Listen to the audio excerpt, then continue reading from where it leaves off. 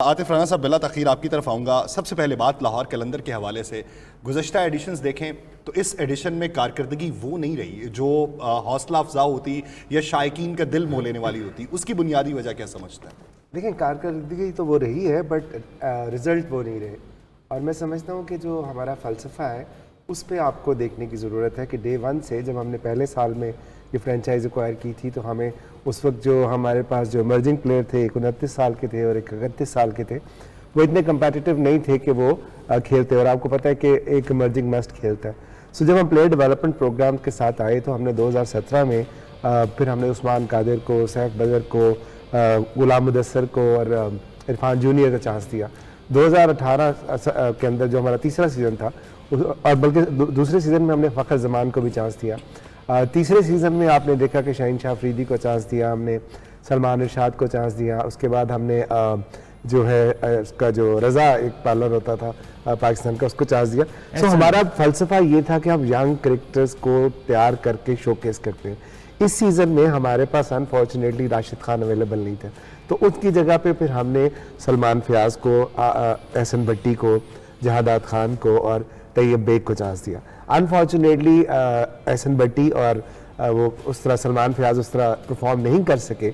उसने जहादात ने और तैयब ने तो 2 मैचेस में अच्छी बॉलिंग और बैटिंग भी की।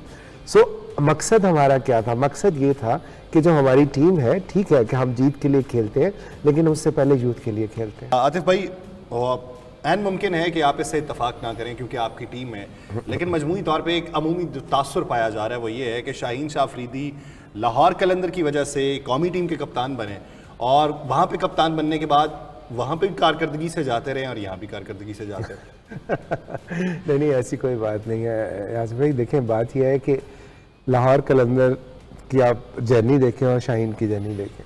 हमें कैप्टन किया क्रिस गेल ने, अजहर अली ने, ब्रेंडन मैकलम ने, एबी डिविलियर्स ने, मोहम्मद हफीज़ ने, और वो सारे ग्रेट्स वो काम नहीं कर सके जो शाहीन शाह अफरीदी ने करके दिखाया। और ना सिर्फ करके दिखाया बल्कि रिटेन भी किया। बच्चे की जान लेंगे क्या? जीतना एक मरतबा फाइनल खेलना, खैर नहीं। उसके बाद फिर ऑब्वियसली उनका जो क्या कहते हैं, उन बॉलिंग उनमें कोई मसला नहीं रहा। मैंने आपको बताया कि जो हमारे गैप्स क्रिएट हुए because of Rashid Khan, Dan Lawrence, Shai Hope, Tahir Baig, हमारा ये जो डेविड वीज़ा। सो अगर आप 11-12 प्लेयर में से 6-7 प्लेयर को आप परफेक्ट कर देते हो, सो खाली अकेला कप्तान तो नहीं लड़ता। लेकिन उसके बावजूद जिस मेहनत से उन्होंने टीम की क़यादत की, आप ये देखें कि कोई सफ़े मातम नहीं बिछी, कोई ब्लेम गेम नहीं हुई। कोई उन्होंने ये नहीं कहा कि मुझे रिसोर्स नहीं दिए गए जी, फ़खर जमान की फॉर्म नहीं थी तो मैं क्या करता। ऐसी कोई बात नहीं हुई।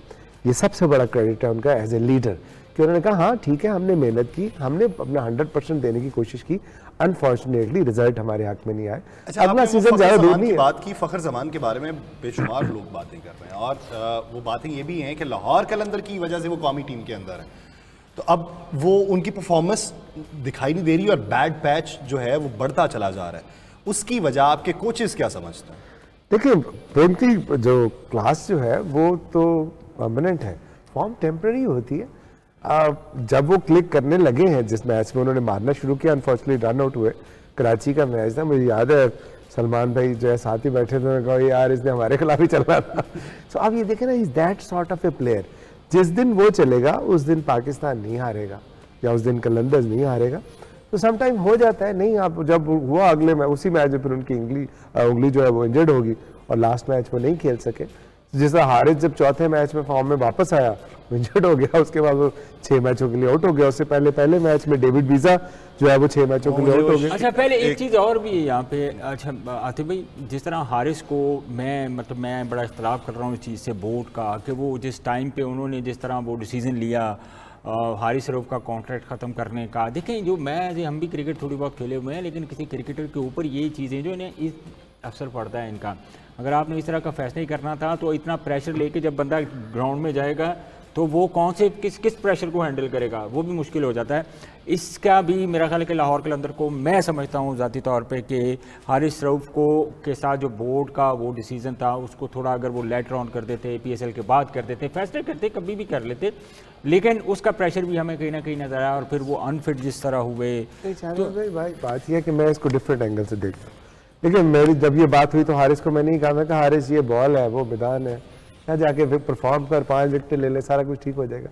अनफॉर्चुनेटली उसने कोशिश की लेकिन वो नहीं ले सका। टाइमिंग जरूर आप क्वेश्चनेबल थी, लेकिन आप अगर ओवरऑल देखें ना, जब हमने बैक टू बैक ट्रॉफीज जीती थी और जो हमारी कोर डेवलप थी, तो सारी टीमें आसिफ भाई हमें वो अपने आप को राइट ऑफ कर चुकी थी कि इनको कौन हराएगा, और ऑन पेपर भी लोग जो है वो तजियाकार भी ये कह रहे थे।